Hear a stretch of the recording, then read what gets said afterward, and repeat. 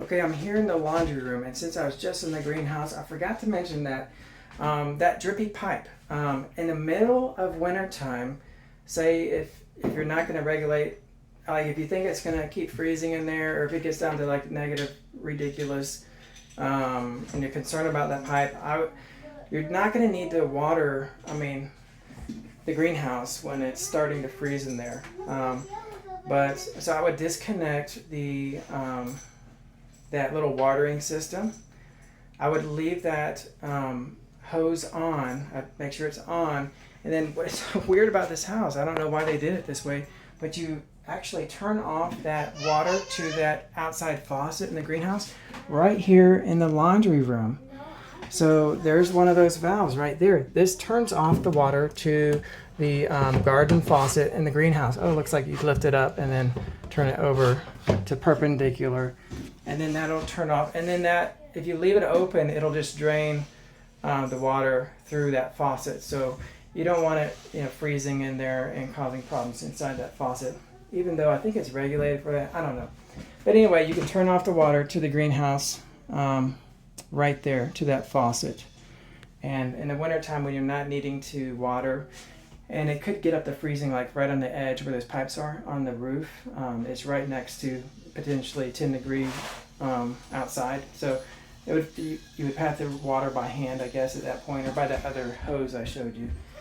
So you turn off the water right there. I also want to mention, like this house, the reason why we had that other air system intake, and I have one in here, is this house is so tight. Like I sealed it up so tight, it's insulated so well, that our dryer was running and it started to blow the heat fuse, like it was getting too hot.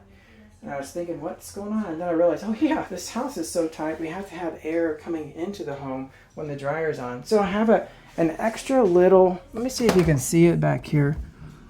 Oh yeah, there's a little pipe down there. I think I have something. Yeah, it's a little pipe there. It doesn't allow much air in, but it's something to help the dryer out, because the dryer's sucking air in to this room. And I was just going to show you outside here as you come out the door. That little pipe is just this little one right here. So it allows air in.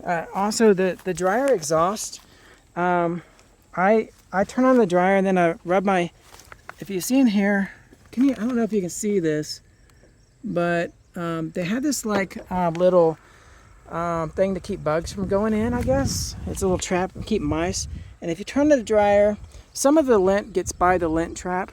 And if you just rub your finger on this as the dryer is on, that lint will fall out. So there's some on my finger right there. So I just rub my finger right here, and then it comes through that little grill. I kind of wish they didn't do the grill, but I guess, if you think a mouse or something's going to come in, it keeps that. But yeah, just check that every week and make sure that all the lint, so it's not blocking the dryer air from coming out of there. So you'll want to check that. And yep, so this is, that's the laundry room. The little air intake back there, which allows the dryer to breathe better, and the water shut off to the water faucet in the greenhouse.